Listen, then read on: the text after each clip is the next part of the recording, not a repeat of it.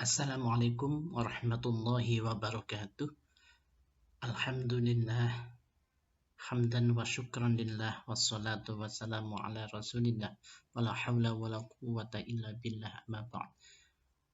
Bertemu lagi anak-anak dengan saya Pak Rafiq. Kita bertemu di materi pelajaran kita pendidikan agama Islam dan budi pekerti. Kita awali anak-anak pembelajaran kita pagi hari ini dengan dulu. Mudah-mudahan kita semua ya Allah bisa bertemu lagi di kelas kita, di sekolah kita anak-anak ya. Kita awali dengan bacaan hamdalah dan selawat. Alhamdulillahirabbil alamin. Allahumma shalli wa sallim ala sayyidina Muhammad wa ala sayyidina Muhammad. Ya Allah, ampunilah dosaku, dosa kedua orang tuaku dan dosa guru-guruku. Semoga kita tetap iman dan Islam, mendapat ilmu yang manfaat, selalu sehat lahir dan batin, dimudahkan jalan menuju surga Allah. Semoga Allah melimpahkan rezeki yang halal dan barokah. Semoga Allah menghindarkan kita, keluarga kita, orang-orang yang kita cintai, bangsa kita, bangsa Indonesia dari segala bala, penyakit dan bencana. Al-Fatihah.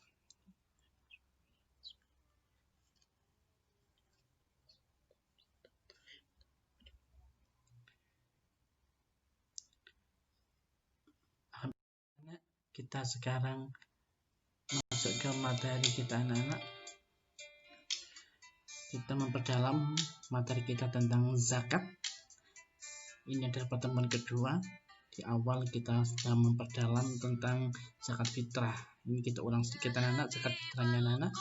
Mudah-mudahan kita bisa lebih paham. Zakat anak-anak masih ingat ya? Pengertian zakat itu secara bahasa artinya tumbuh dengan subur atau suci dari dosa. Arahnya tuh orang zakat itu ibarat tumbuhan anak-anak akan tumbuh dengan subur dengan zakat itu, akan bisa suci dari segala dosa. Sedangkan arti zakat menurut istilah agama Islam anak-anak adalah kadar harta tertentu yang diberikan kepada yang berhak menerimanya dengan syarat tertentu. Zakat itu anak-anak wajib disisihkan oleh setiap orang muslim atau perusahaan, badan perusahaan yang dimiliki orang Islam sesuai dengan ketentuan agama Islam dan harus diberikan kepada orang yang berhak menerimanya. Dasar atau dalilnya zakat itu anak-anak ada dalam Al-Quran dalam surat At-Taubah ayat 103. Allah berfirman, A'udzu billahi minasyaitonir rajim. Bismillahirrahmanirrahim. Khudh min amwalihim shadaqatan tutahhiruhum wa tuzakkihim biha wa shalli 'alaihim inna salataka sakanul lahum wallahu samii'un 'alim. At-Taubah ayat 103. Artinya anak-anak, ambillah zakat dari sebagian harta mereka. Bahasa Arabnya menggunakan kata khud, itu fi'il amar, kata perintah anak-anak. Allah memerintahkan khud min amwalihim, ambillah zakat dari sebagian harta mereka. Ini menunjukkan zakat itu wajib hukumnya ini.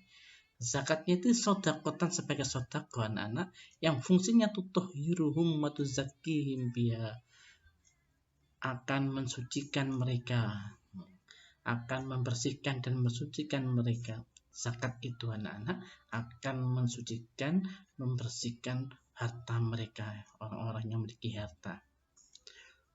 Washolli alaihim, dan mendoalah untuk mereka. Inna solataka sakanul lahum, maka sesungguhnya doa kamu untuk mereka itu menjadi ketentraman jiwa bagi mereka. Bila kita jadi panitia penerima zakat anak-anak, menerima zakat, doakan orang yang beri zakat itu akan bisa tentram hati mereka.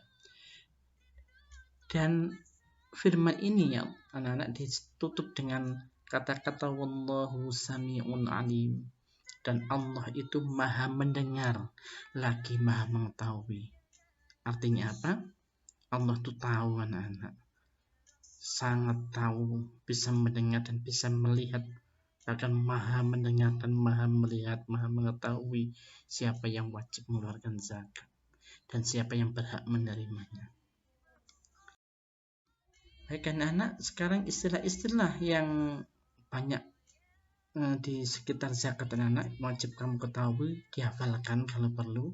Itu ada istilah nisab, yaitu batas minimal harta yang wajib dikeluarkan zakatnya. Itu bisa harta itu kena zakat bila mencapai nisab ini anak-anak. Istilah kedua ada mustahik. Siapa itu? Orang yang berhak menerima zakat. Ada lagi istilah muzaki, yaitu orang yang wajib mengeluarkan zakat. Baik anak-anak, mungkin kamu sering dengar zakat itu 25%. Padahal tidak hanya itu anak-anak, luas sekali. Kita berdalam mulai zakat fitrah ya. Zakat fitrah itu anak-anak sering kita dengar dengan istilah zakatun nafsi atau zakat nafas, yaitu zakat jiwa yang disebut zakat fitrah, yaitu zakat yang diberikan berkenaan dengan telah selesainya seorang itu mengerjakan puasa Ramadan. Zakat ini sangat berguna anak-anak bagi setiap orang yang menerimanya, dan biasanya zakat ini diberikan sebelum sholat Idul Fitri. Zakat fitrah anak-anak kisarannya besarnya menurut para ulama sesuai dengan penafsiran terhadap hadis itu adalah 1 sok. 1 sok itu sama dengan 4 mud anak-anak. 1 mudnya itu ini yang ada beda pendapat. Ada yang sebagian mengatakan 1 mudnya itu 675 gram. Jadi 1 soknya 4 mud itu kira-kira setara dengan 3,5 liter. Atau kalau kita memakai kilogram itu 2,7 kilogram makanan pokok. Akan lebih baik jika kita lebihkan, kita tambah, kita sempurnakan jadi 3 kg agar tidak kurang. Dan harus berupa makan pokok anak-anak di daerah itu. Kalau kita makan pokoknya nasi dari beras, berarti ya sodakonya berbentuk beras. Tapi boleh yang lain, kalau daerahnya memang bukan makan pokoknya bukan beras, boleh tepung, boleh kurma, gandum, jagung, sagu, dan lain-lain. Baik anak-anak, sekilas saja zakat fitrah. Sekarang kita masuk ke zakat mal. Apa itu zakat mal? Zakat harta benda, yaitu memberikan sebagian harta kepada yang berhak dengan cara tertentu sebagai penyucian hartanya dari hak milik orang lain. Jadi yakinlah anak-anak, harta yang kita miliki jika berlebih itu di dalamnya ada hak orang lain. Meskipun harta itu kita sendiri yang kerja, yang keluar keringat kita sendiri, yang capek kita sendiri, tapi hasil dari harta yang kita miliki itu ada haknya orang lain, haknya fakir, miskin, dan 8 kelompok yang lain itu seperti itu anak-anak. Zakat apa saja yang harta apa saja yang wajib dikeluarkan zakatnya? Itu ada beberapa. Yang pertama zakatnya emas, kedua perak hasil tambang, binatang ternak, tumbuh-tumbuhan, pertanian bisa berupa buah-buahan dan biji-bijian, dan yang terakhir barang perniagaan atau barang perdagangan. Sekarang ditambah 1 ada zakat profesi namanya. 1 kita bahas anak-anak, binatang ternak yang terkena zakat, yang wajib melakukan zakat itu ada ternak unta, lembu, kambing, dan domba. Atau kerbau juga bisa. Nah, syaratnya sudah dimiliki dalam 1 tahun atau 1 haul.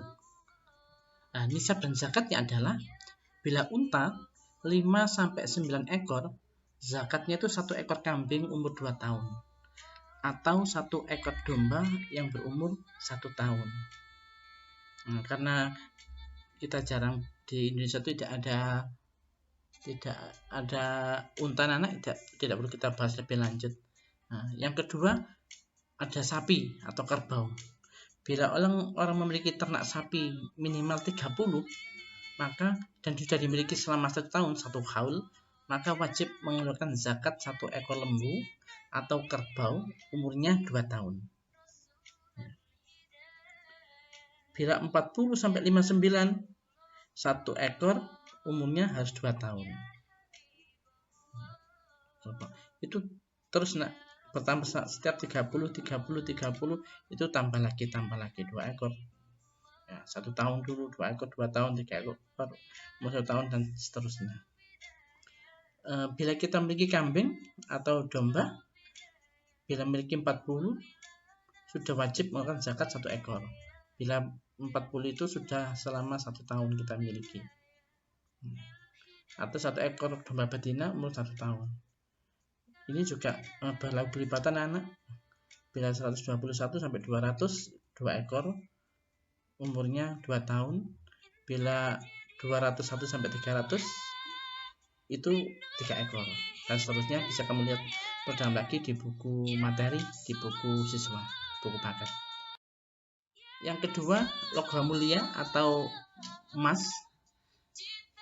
Emas, perak, uang tunai yang hartanya disimpan di bank dan tidak digunakan apa-apa, bila berdiam diri selama 1 tahun, 1 haul, maka terkena zakat anak-anak.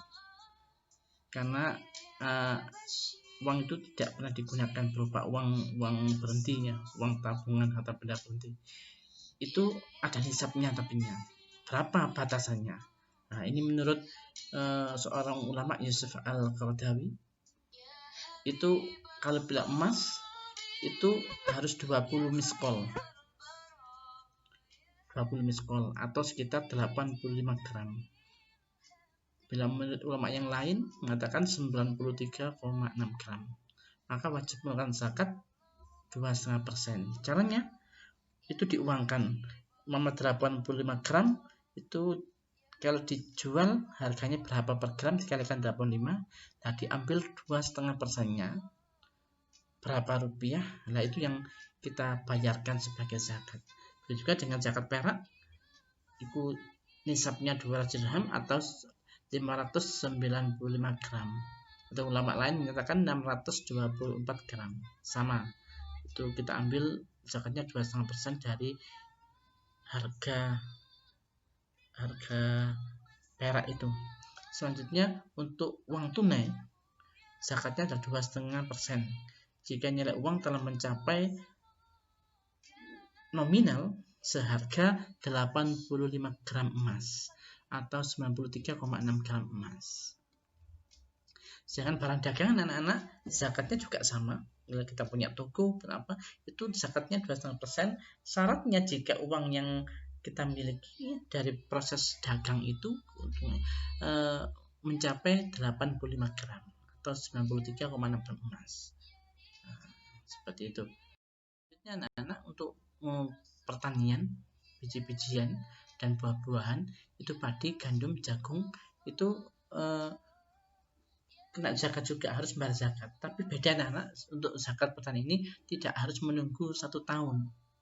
Tapi cara mengeluarkannya adalah setiap kali selesai panen. Kalau 1 tahun panen 3 kali, zakatnya ya 3 kali.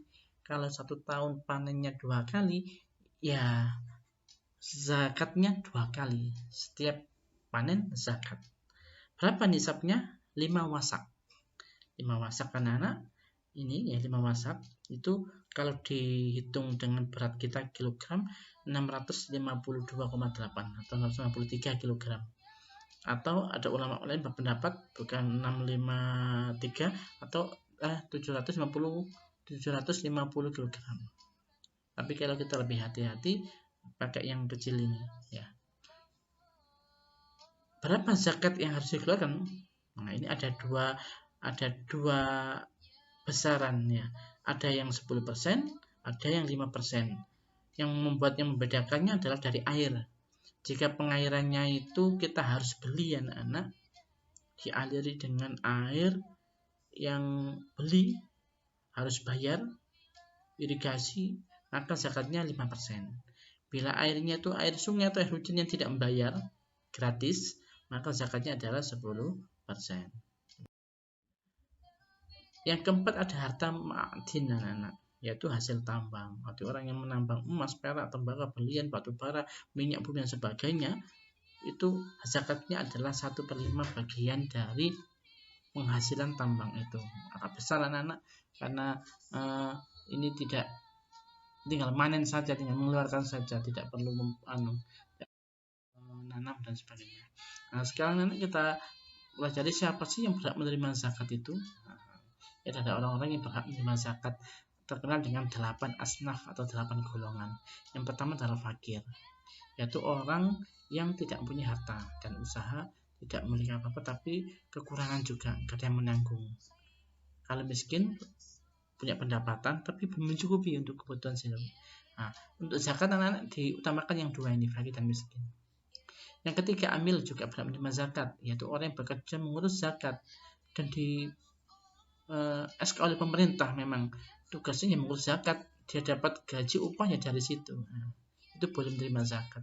Ada mu'alaf juga, orang yang baru masuk Islam berhak menerima zakat. Hamba atau budak itu juga berhak menerima zakat. Gharim, orang yang banyak hutang untuk jalan Allah, untuk kehidupan rumah tangganya dan tidak bisa membayar hutangnya, itu gharim, berhak menerima zakat. Ada sabilillah, orang yang berjuang di jalan Allah. Dan yang terakhir, ibnu sabil, musafir yang kehabisan bekal di perjalanannya, dengan syarat bepergiannya tidak untuk mereka. Manfaat zakat ada beberapa, anak. Yang pertama itu bisa mensucikan diri dari sifat kikir dan cinta dunia yang berlebihan, bisa semakin mendekatkan diri kepada Allah, menyebabkan harta sifatnya menjadi baik, membuktikan syukur atas nikmat Allah, menanamkan perasaan kebersamaan yang paling penting anak-anak, dan tenggang rasa terposiro dengan sesama manusia. Yang terakhir, bisa membiasakan diri dengan sifat-sifat yang terbaik. Nah, ini ada serah terima zakat. Untuk pengelolaan zakat anak-anak, sekarang itu sudah ada badan amil zakat di pemerintah kita, itu lebih menyeluruh pembaginya, lebih merata, bisa mengumpulkan sekaligus mendistribusikan dan menggunakan zakat sesuai dengan ketentuan agama. Nah, adapun model pengelolaan zakatnya ada dua macam anak.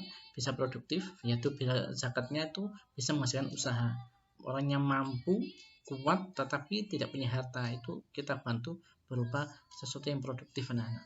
Kalau konsumtif, memang orangnya nggak bisa apa-apa, lemah dan tidak punya lemah fisik dan tidak punya harta, itu kita berikan yang langsung habis, langsung pakai berupa harta, uang atau beras dan sebagainya. Pembelajaran kita, sampai jumpa dengan pelajaran berikutnya. Akhiran, wassalamualaikum warahmatullahi wabarakatuh.